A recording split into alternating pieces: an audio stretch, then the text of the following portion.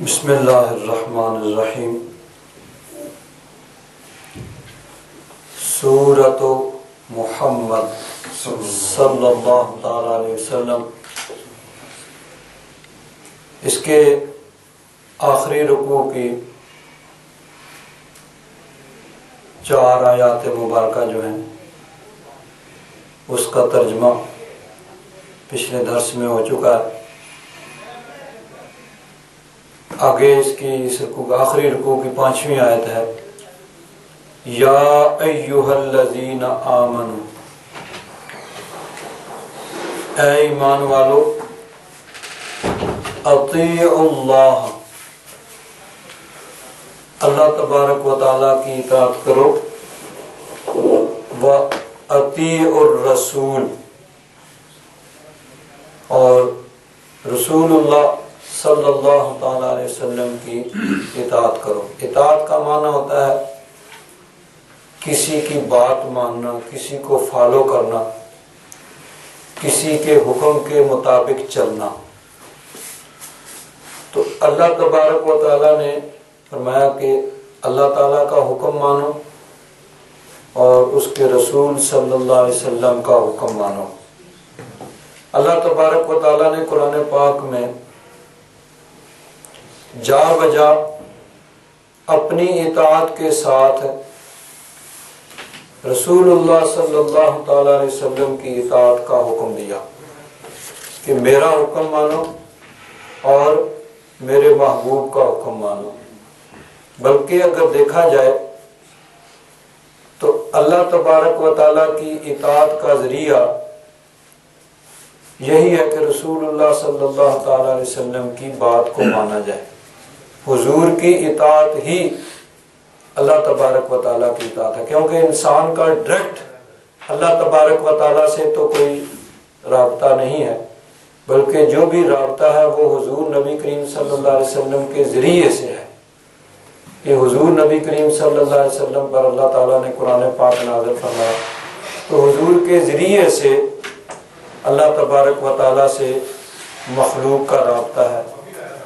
حضور وسیلہ ہے، ذریعہ ہے درمیان میں انسان اور اللہ تبارک و تعالیٰ کے رب اور اس کے بندوں کے درمیان۔ اسی لیے قرآن پاک میں اللہ تبارک و تعالیٰ نے بار بار جو حکم دیا ہے کہ اللہ کی اطاعت کرو اور اس کے رسول کی اطاعت کرو، اور پھر ایک جگہ فرمایا من یطع الرسول فقد اطاع اللہ، کہ جس نے رسول کی اطاعت کی اس نے اللہ تعالیٰ کی اطاعت کی۔ یعنی حضور نبی کریم صلی اللہ علیہ وسلم کی اطاعت کرنا، حضور کی بات ماننا، حضور کے حکم کے مطابق چلنا ہی اللہ تبارک و تعالیٰ کی اطاعت ہے۔ کہ جو حضور نبی کریم صلی اللہ علیہ وسلم کے فرمان، حضور کے ارشاد پر عمل کرے گا وہ اللہ تبارک و تعالیٰ کی اطاعت کرے گا۔ اور اللہ رسول کی اطاعت کرنے سے ملے گا کیا؟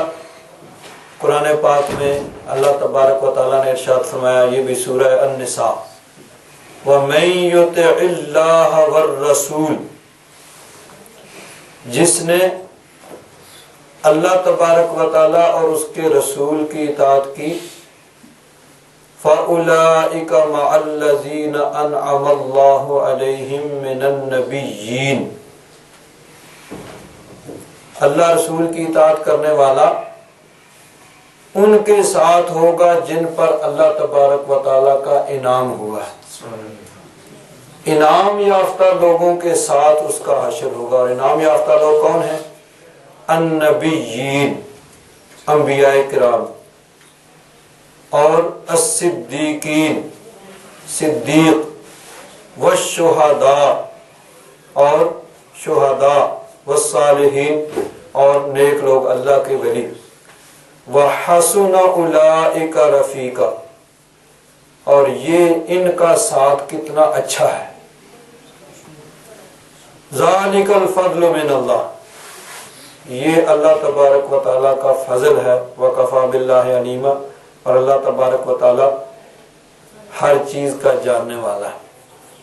تو جو اللہ رسول کی اطاعت کرے گا اس کا حشر انعام یافتہ گروہ یعنی نبیوں، صدیقوں، شہداء اور صالحین کے ساتھ ہوگا۔ اس آیہ مبارکہ کی تفسیر کے اندر مفسرین کرام نے ایک واقعہ لکھا ہے کہ حضور نبی کریم صلی اللہ علیہ وسلم کے ایک صحابی ہیں حضرت ثوبان رضی اللہ تعالیٰ عنہ۔ یہ حضور کے زر خرید غلام تھے۔ حضور نے ان کو خریدا اور خریدنے کے بعد ان کو آزاد کر دیا، لیکن آزاد کیا کیا کہ حضور کی زلفوں کے اسیر ہو گئے۔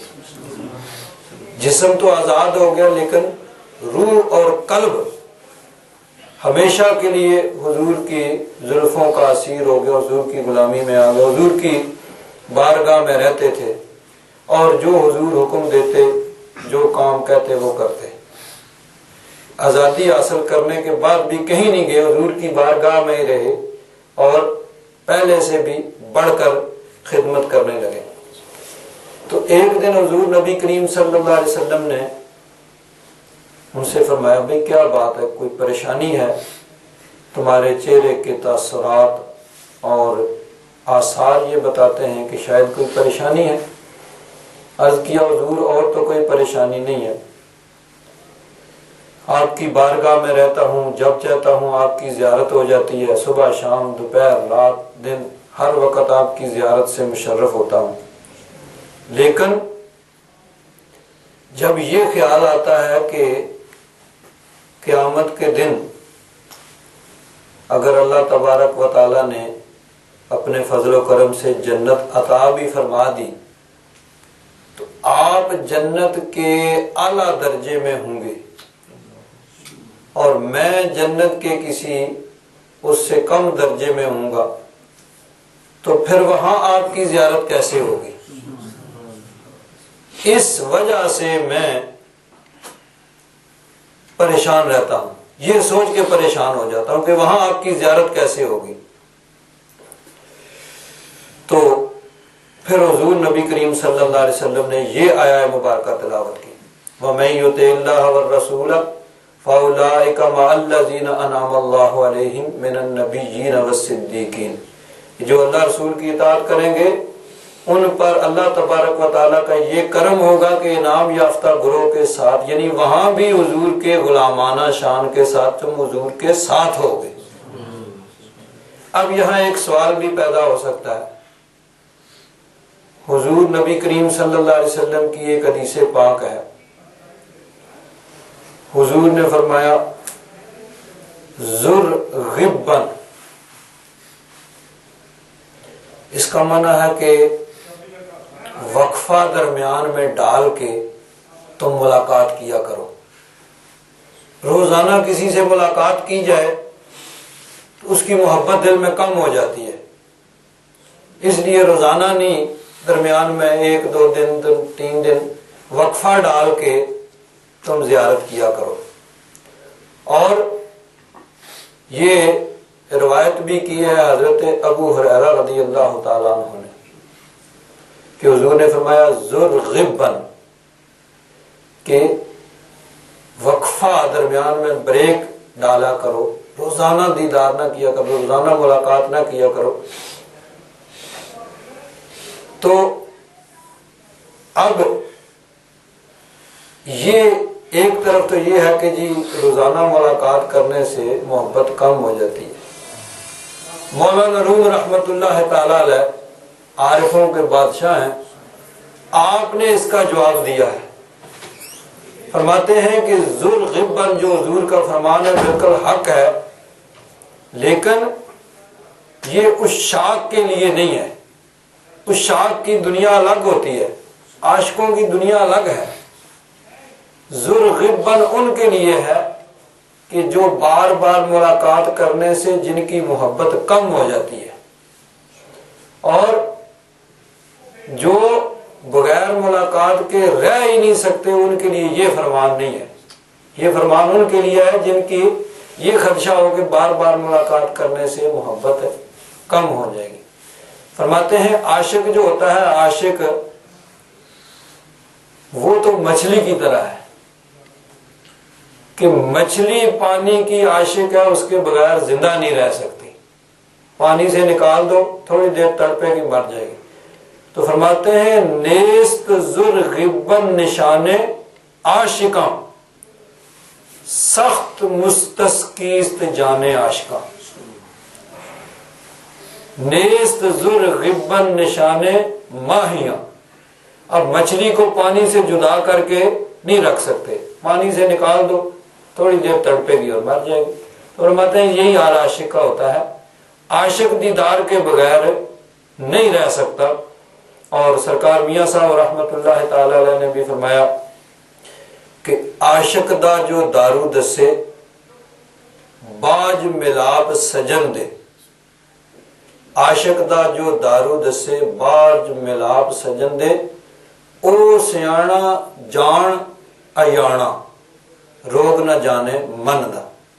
وہ سیانا وہ حکیم جو ہے نا وہ سمجھدار نہیں ہے، اس کو اصل میں وہ دل کی کیفیت کا علم نہیں ہے۔ تو مولانا روم رحمت اللہ تعالیٰ نے فرماتے ہیں کہ یہ جو حضور کا فرمان ہے نا ذر غبن کے وقفہ ڈال کے درمیان میں جو ہے بریک کیا کرو، روزانہ نہ ملاقات کیا کرو، یہ عاشقوں کے لیے نہیں ہے، عاشقوں کی دنیا الگ ہوتی ہے۔ عاشق تو ہر وقت ہی حاضری میں رہتے ہیں، حضوری میں رہتے ہیں، اور وہ بغیر حضوری کے رہ ہی نہیں سکتے۔ وہ تو مچھلی کی طرح ہے، جس طرح مچھلی پانی کے بغیر نہیں رہ سکتی، عاشق دیدار کے بغیر نہیں رہ سکتے۔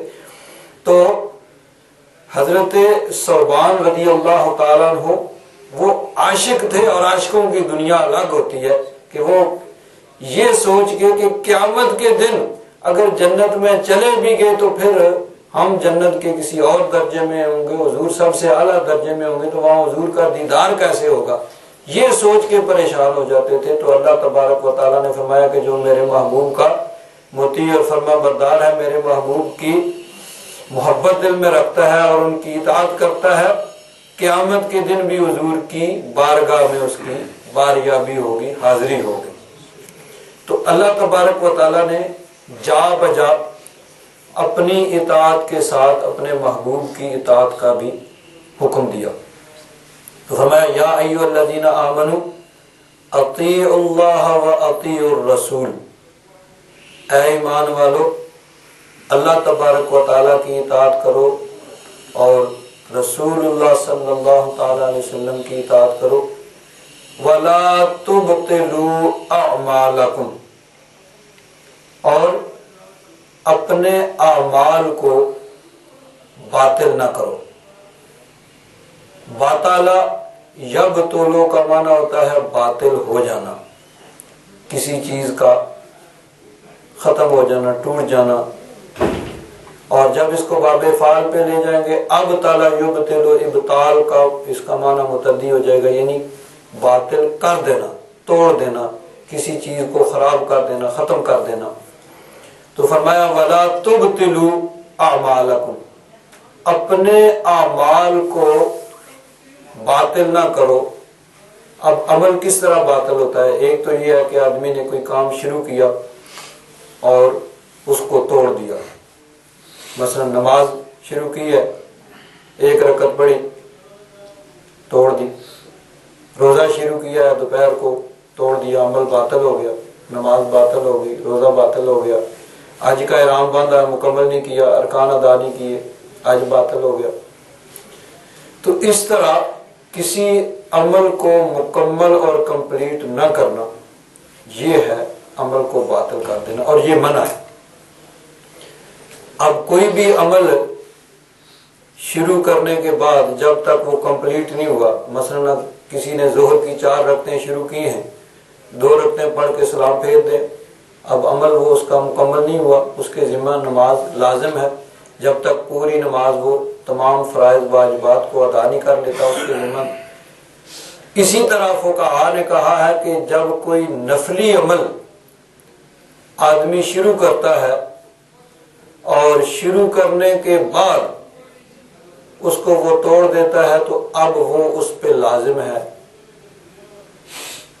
جب تک اس نے نفلی عمل شروع نہیں کیا تھا اس پہ وہ لازم نہیں تھا، لیکن جب شروع کر دیا تو اب لازم ہو گیا، اب کمپلیٹ کرنا پڑے گا۔ اگر کمپلیٹ نہیں کیا تو اس کے بدلے میں اس کی قضا دینی پڑے گی۔ جس طرح رمضان شریف کے روزے تو فرض ہیں، رمضان شریف کے علاوہ 5 دن کے روزے جو ہیں وہ منع ہیں، عید الفطر کا دن، عید الاضحیٰ کا دن اور عید الاضحیٰ کے بعد 3 دن ہیں، 11، 12 اور 13 ذی الحجہ، یہ 5 دن کے روزے پورے سال میں منع حرام ہے، اس دن روزہ رکھنے والا بجائے ثواب کے گناہگار ہوگا۔ اس کے علاوہ جو باقی ایام میں کسی دن میں بھی نفلی روزہ رکھا جا سکتا ہے، لیکن لازم نہیں ہے۔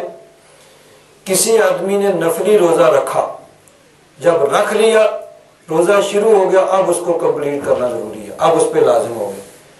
اب اگر وہ کسی وجہ سے اس کو مکمل نہیں کر سکا، اس نے مکمل نہیں کیا، درمیان میں توڑ دیا، تو اب اس کے بدلے میں اس کو روزہ رکھنا پڑے گا۔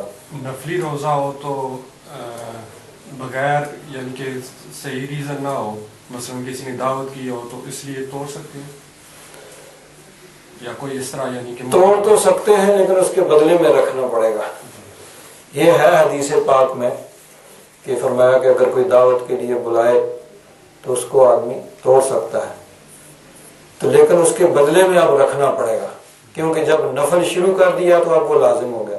اسی طرح کسی نے 2 رکعت نفل کی نیت کی اور اب اس پہ وہ 2 رکعت لازم ہو گئی، نفل اس پہ لازم نہیں تھے، کسی نے جوڑ کے 4 فرض پڑھ لیے جو یعنی ضروری ہے، اس سے پہلے 4 سنت ہیں، بعد میں 2 سنت ہیں، اور بغیر وجہ کے سنت چھوڑ نہیں سکتے، سنت مؤکدہ۔ تو اب اگر اس کے بعد 2 نفل ہم پڑھتے ہیں، کسی نے نہیں پڑھے تو کوئی حرج نہیں ہے، اس سے سوال نہیں ہوگا بھی تو نے نفل کیوں نہیں پڑھے۔ سنتیں اگر بلا وجہ چھوڑی ہیں تو اس کے بارے میں تو بعض پرس ہوگی، پوچھا جائے گا بھی کیوں بغیر کسی ریزن کے تو نے سنت چھوڑی، لیکن نفل جب شروع کر دیے تو اب ان کو کمپلیٹ کرنا ضروری ہوگا۔ اگر درمیان میں وہ توڑ دیے تو ان کی قضا پھر لازم ہوگی، وہ 2 رکعت اس کو بعد میں پڑھنے پڑیں گے۔ اسی طرح حج ہے، بے شک نفلی ہو، جب شروع کر لیا، احرام باندھ لیا، تو اب اس پہ لازم ہوگا کہ اس کو مکمل کرے، اگر مکمل نہیں کیا تو اس کے بدلے میں پھر اس کو اگلے سال یا جب بھی اس کو موقع ملے اس کو آج کرنا پڑے گا۔ تو ایک تو معنی یہ ہے کہ عمل کو باطل نہ کرو، یعنی درمیان میں نہ چھوڑو، اس کو مکمل کرو۔ اور کچھ صورتیں قرآن پاک میں بھی اعمال کو باطل کرنے کی بیان ہوئی ہیں۔ مثلا دیکھیے سورہ البقرہ، اس کی آیت نمبر ہے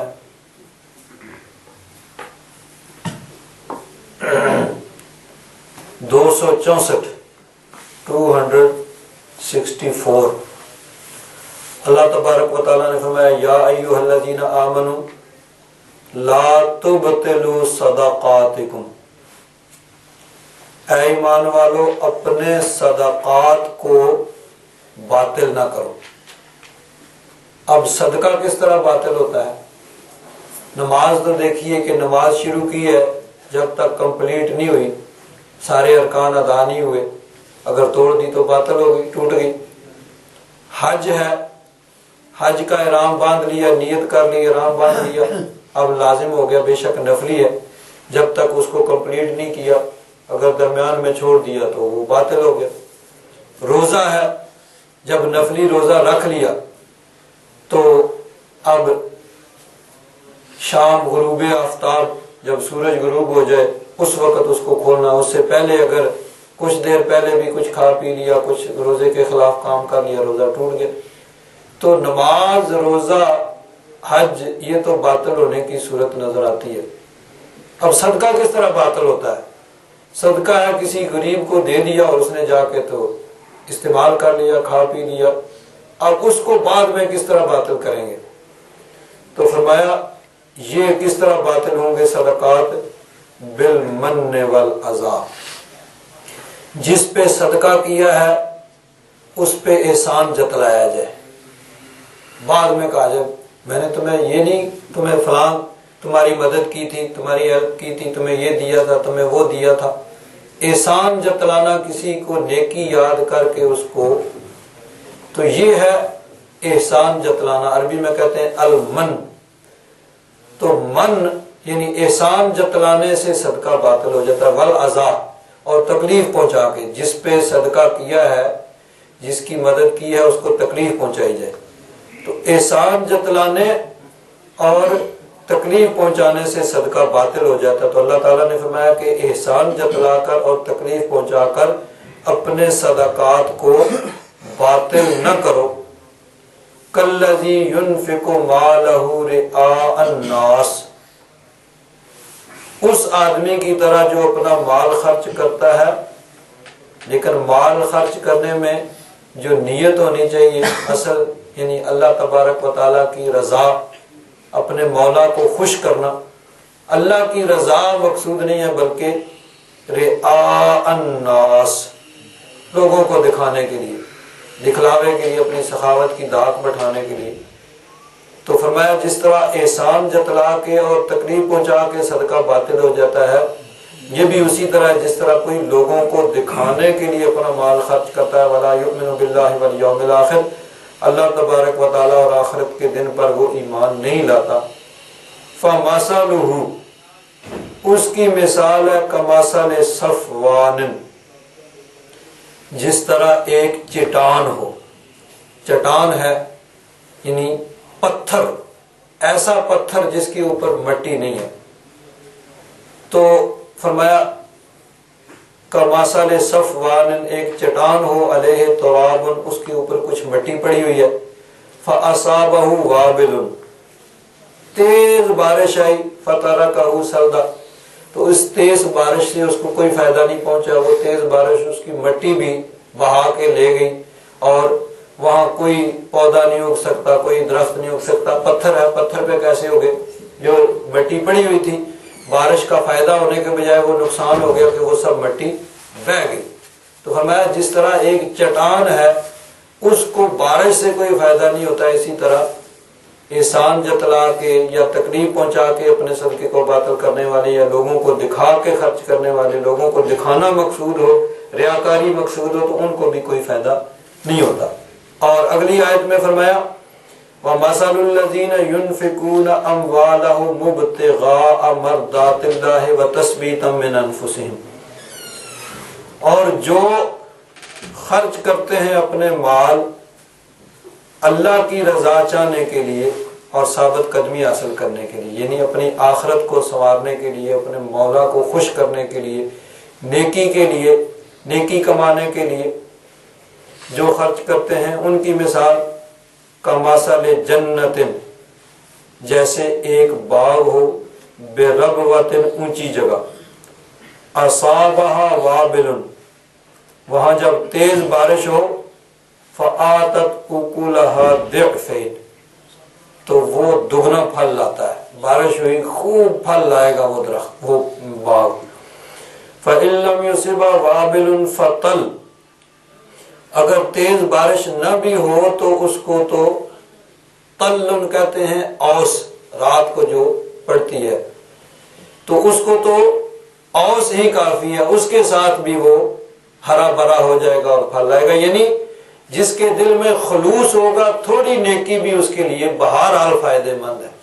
اور اگر خلوص نہیں ہے، ریاکاری ہے، لوگوں کو دکھانا مقصود ہے، اللہ کی رضا مقصود نہیں، تو پھر بہت بڑا عمل جو بظاہر نظر آ رہا ہے، جس طرح تیز بارش، وہ بھی اس کے لیے فائدہ مند نہیں ہے چٹان کے لیے.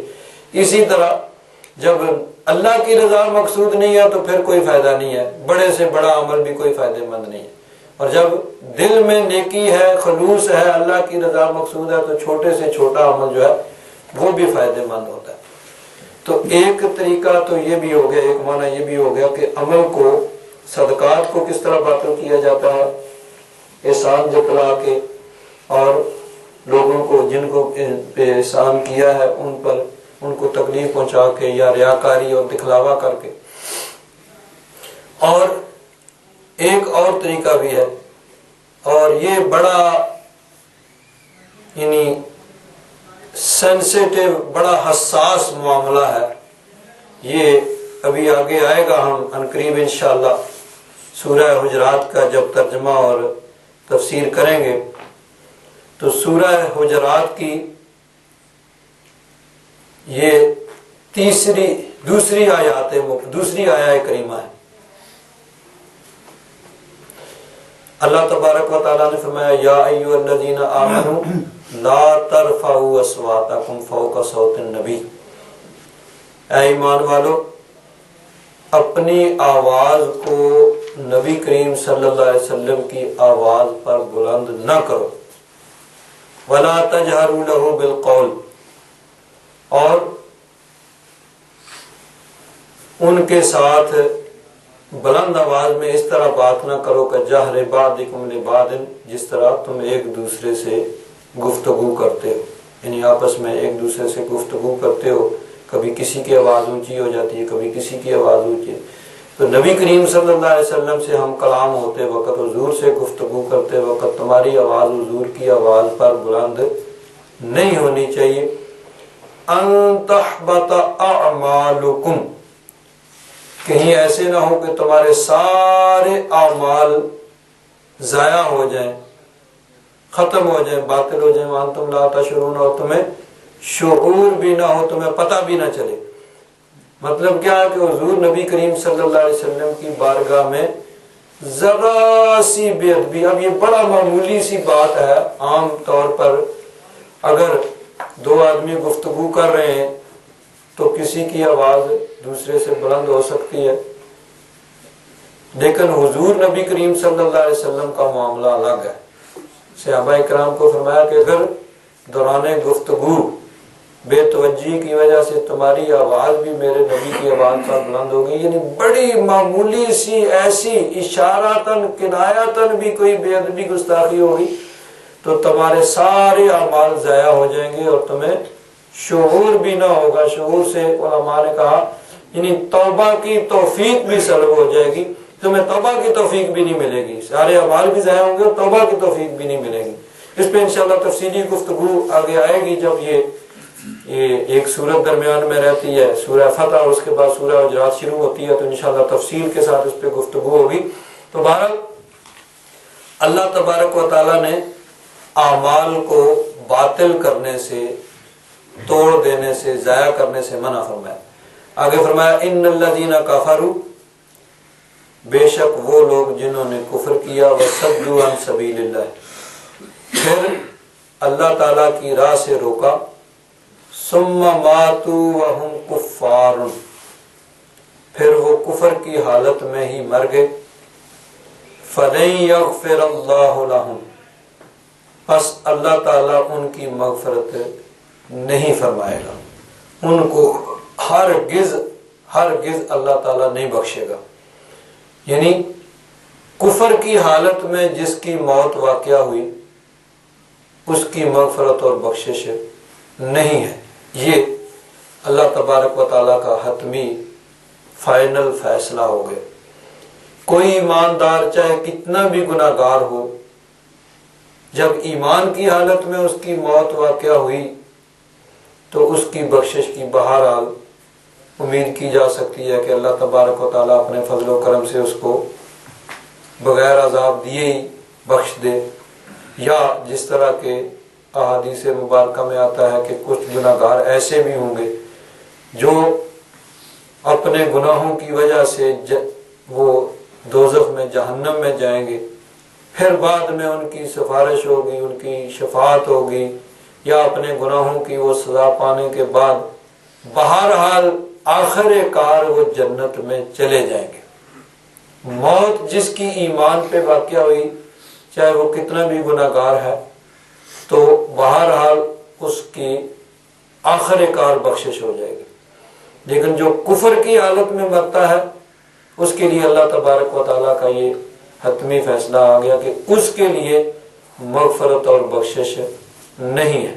فَلَن يَغْفِرَ اللَّهُ لَهُمْ، تاکید آ گئی کہ ہرگز کہ کفر کی حالت میں جس کی موت واقع ہوئی اس کے لیے بخشش نہیں ہے۔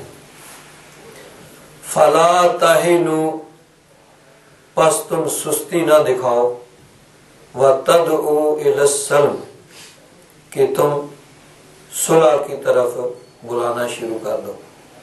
مسلمانوں کو یہ کہا جا رہا ہے کہ سستی نہ دکھاؤ، کہ کافروں کو تم صلح کی دعوت دو۔ مطلب کیا ہے کہ اپنی سستی اور کوتاہی کی وجہ سے کافروں کے ساتھ صلح کرنے سے منع کیا جا رہا ہے۔ مطلقاً کفار کے ساتھ صلح کرنے سے اللہ تبارک و تعالیٰ نے منع نہیں کیا، جس طرح حضور نبی کریم صلی اللہ علیہ وسلم نے حدیبیہ کے مقام پر کفار سے صلح کی 10 سال کے لیے کہ جنگ بندی ہے بھائی، ہماری مکہ والوں کے ساتھ جنگ نہیں ہوگی، 10 سال کے لیے صلح کا معاہدہ کیا۔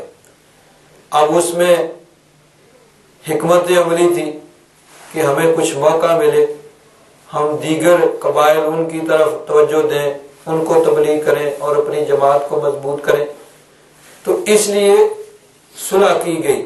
تو یہاں جس صلح سے منع کیا جا رہا ہے وہ اپنی سستی اور کوتاہی کہ سست پڑ جاؤ اور پھر صلح کی دعوت دینا شروع کر دو، اس سے منع کیا گیا کہ یہ نہیں۔ وَأَنْتُمُ الْأَعْلَوْنَ، اور تم ہی بلند رہو گے۔ یعنی اگر دلائل کے اعتبار سے دیکھا جائے تو دلائل کے اعتبار سے تو اسلام اور مسلمان ہمیشہ بلند ہی رہے ہیں، کہ دلائل کے حساب سے تو کوئی بھی مذہب اسلام پر غلبہ حاصل نہ کر سکتا ہے، کہ تمام مذاہب جو ہیں وہ دلائل کے میدان میں مسلمانوں اور اسلام کے مقابلے میں مغلوب ہیں۔ باقی جہاں تک سیاسی طور پر غلبہ ہے، جب تک مسلمان دین اسلام پر صحیح طریقے سے عمل کرتے رہے اس وقت تک وہ یعنی سیاسی طور پر بھی غالب رہے، اور جب مسلمان اسلام سے دور ہوئے تو پھر ان سے یعنی سلطنتیں تو چھین لی گئی لیکن دلائل کے اعتبار سے اب بھی وہ بارے ہیں۔ اسی مضمون کو اللہ تبارک و تعالیٰ نے سورہ آل عمران میں فرمایا وَلَا تَهِنُوا وَلَا تَحْزَنُوا، اور تم سستی نہ دکھاؤ اور غم نہ کرو، وَأَنْتُمُ الْأَعْلَوْنَ إِن كُنتُم مُؤْمِنِينَ، تم ہی بلند ہوگے اگر تم مومن ہو۔ مومن ہو تو پھر بلند۔ تو جب تک مسلمان دین اسلام پر عمل کرتے رہے اس وقت تک سیاسی طور پر بھی غالب رہے، لیکن جب مسلمان دین اسلام سے دور ہوئے تو مسلمانوں کی سلطنتیں جو ہیں وہ چھین لی گئیں۔ آج بھی ہماری پستی کا جو ہے وہ سبب یہی ہے کہ ہم مسلمان دین اسلام سے دور ہیں۔ تو فرمایا فَلَا تَهِنُوا وَتَدْعُوا إِلَى السَّلْمِ، سستی کی وجہ سے تم صلح کی طرف نہ بلاؤ، وَأَنْتُمُ الْأَعْلَوْنَ، اور تم ہی بلند ہو، وَاللَّهُ مَعَكُمْ، اور اللہ تبارک و تعالیٰ تمہارے ساتھ ہے، اللہ تعالیٰ کی مدد و نصرت تمہارے ساتھ ہے، وَلَن يَتِرَكُمْ أَعْمَالَكُمْ، اور اللہ تبارک و تعالیٰ تمہارے اعمال کو ضائع نہیں کرے گا، برباد نہیں فرمائے گا۔ انما الحیات الدنیا لعب ولہو، بے شک دنیا کی زندگی جو ہے یہ کھیل تماشا ہے۔ لعب کھیل، لہو تماشا، یعنی جس طرح کہیں کھیل اور ہوتا ہے، تماشا ہوتا ہے، تھوڑی دیر کے لیے ہوتا ہے اور وہاں شور ہے، ہنگامہ ہے، اور تھوڑی دیر کے بعد کھیل تماشا ختم ہوا تو وہاں کوئی نہیں ہوتا، سب اپنے اپنے گھروں کو چلے جاتے ہیں، وہاں خاموشی چھا جاتی ہے۔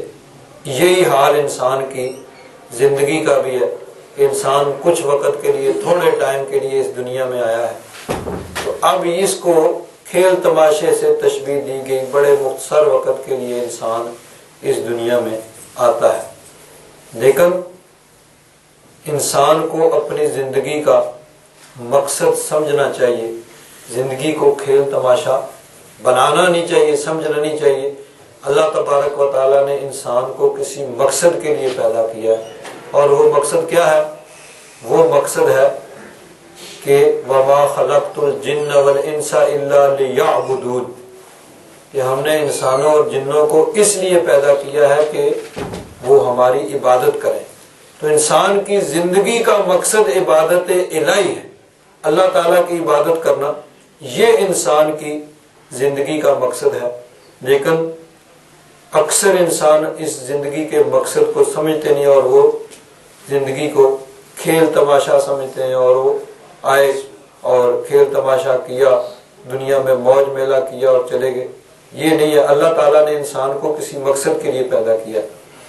تو فرمایا بے شک یہ زندگی لہو اور لعب ہے، کھیل اور تماشا ہے، وَإِن تُؤْمِنُوا وَتَتَّقُوا، لیکن اگر تم ایمان لاؤ گے اور تقوی اور پرہیزگاری اختیار کرو گے، یُؤْتِکُمْ أُجُورَکُمْ، اللہ تبارک و تعالیٰ تمہارے اجر تمہیں عطا فرمائے گا، وَلَا يَسْأَلْكُمْ أَمْوَالَكُمْ، اور اللہ تبارک و تعالیٰ تم سے تمہارے مال نہیں مانگتا، یعنی اللہ تبارک و تعالیٰ تمہارے مال تم سے نہیں مانگ رہا کہ تم مال مجھے دے دو، نہیں، اللہ تبارک و تعالیٰ تم سے نہیں مانگ رہا۔ اب دیکھیے اللہ تبارک و تعالیٰ نے ہر صاحب نصاب مسلمان کو زکوٰۃ کا حکم دیا ہے، لیکن زکوٰۃ اللہ تبارک و تعالیٰ کو اس کی حاجت نہیں ہے، بلکہ زکوٰۃ امیر غریبوں کو دیتے ہیں، اور وہ بھی 2.5%، 2.5% جو ہے زکوٰۃ، اور وہ بھی سال کے بعد اپنے مال و دولت کی زکوٰۃ جو ہے ادا کرتے ہیں، اور وہ بھی انسانوں کو، اپنے غریب بھائیوں کو، ان کو دی جاتی ہے۔ تو ایک تو یہ کہ اللہ تبارک و تعالیٰ نے یہ نہیں کہا کہ سارے ہی مال میری راہ میں خرچ کر دو، اور جو حکم دیا وہ بھی اللہ تبارک و تعالیٰ کو اس کی حاجت نہیں ہے، ضرورت نہیں ہے، اللہ تعالیٰ بے نیاز ہے، بلکہ انسانوں پر ہی، انسانوں کے فائدے کے لیے ہی خرچ کرنے کا اللہ تبارک و تعالیٰ نے حکم دیا۔ تو فرمایا وَلَا يَسْأَلْكُمْ أَمْوَالَكُمْ، اللہ تعالیٰ تم سے تمہارے مال نہیں مانگتا۔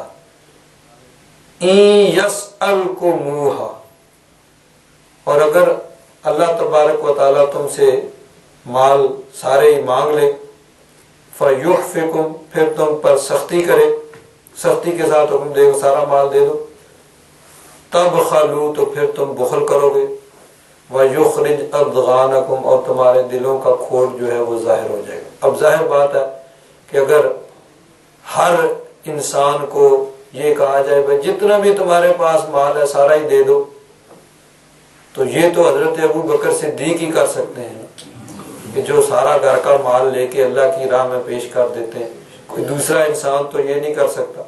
تو فرمایا کہ اگر اللہ تبارک و تعالیٰ تمہارے مال مانگتا اور سختی فرماتا، شدت فرماتا، پھر تم بخل کرتے اور پھر تمہارے دلوں کا کھوٹ ظاہر ہو جاتا۔ ہا انتم ہاؤلاء، سنو تم یہ لوگو، تدعون لتنفقوا فی سبیل اللہ، تمہیں بلایا جاتا ہے، تمہیں دعوت دی جاتی ہے، تمہیں کہا جاتا ہے اللہ کی راہ میں خرچ کرنے کے لیے، یعنی اللہ تعالیٰ نے سارے مال نہیں مانگے بلکہ کچھ 2.5% کا حکم دیا، اور وہ بھی اللہ تعالیٰ کو ضرورت نہیں، اللہ تعالیٰ بے نیاز ہے، انسانوں پر، ضرورت مندوں پر خرچ کرنے کا حکم دیا ہے۔ تو فرمایا تمہیں اللہ کی راہ میں خرچ کرنے کے لیے بلایا جاتا ہے۔ فَمِنْكُمْ مَن يَبْخَلُ، تم میں سے کچھ لوگ اس میں بھی بخل کرتے ہیں، زکوٰۃ بھی نہیں دیتے، اللہ تعالیٰ نے سال کے بعد 2.5% دینے کا حکم دیا، وہ بھی نہیں دیتے، بخل کرتے ہیں۔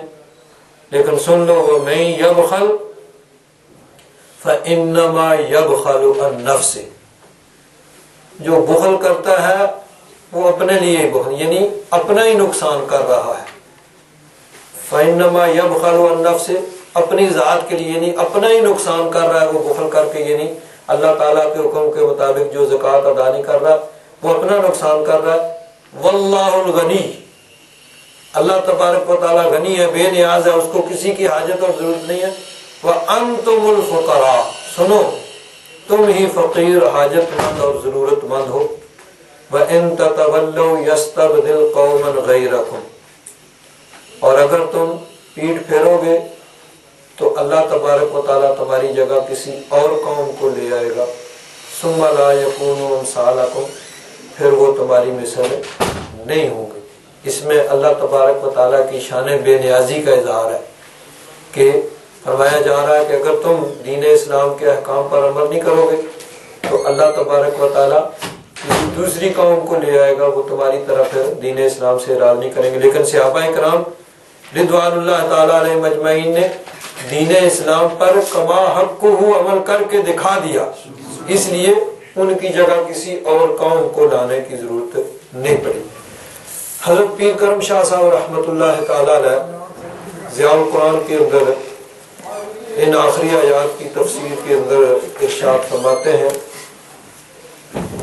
فرمایا اللہ تعالیٰ تمہیں دعوت دیتا ہے کہ تم اس کی راہ میں اپنا مال خرچ کرو، اس میں سراسر تمہارا ہی بھلا ہے۔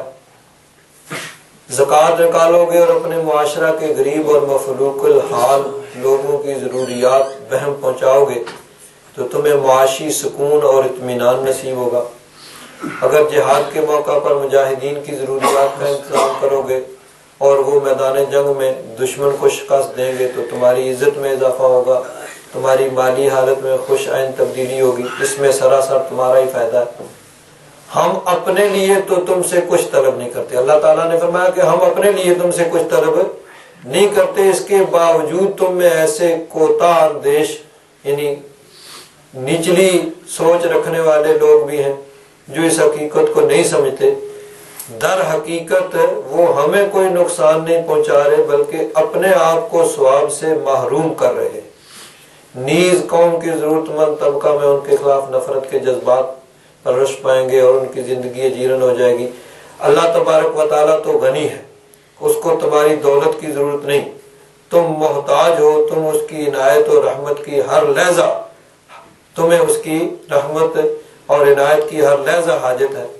تم کم نگاہ ہو، اس ہمہ داں اور ہمہ بھی، یہ سب کچھ جاننے والے، سب کچھ دیکھنے والے کی رہنمائی کے بغیر تم منزل مقصود پر نہیں پہنچ سکتے۔ آگے ایک حدیث پاک بڑی سبق آموز حضرت پیر کرم شاہ صاحب رحمۃ اللہ تعالی علیہ نے نقل کی ہے۔ حضرت ابن مسعود رضی اللہ تعالیٰ عنہ سے مروی ہے کہ ایک دن حضور صلی اللہ تعالیٰ علیہ وسلم نے لوگوں سے پوچھا کہ تم میں سے کون شخص ہے جو اپنے مال سے زیادہ اپنے وارث کے مال کو، یعنی جس کو اپنے مال سے زیادہ اپنے وارث کا مال محبوب ہے۔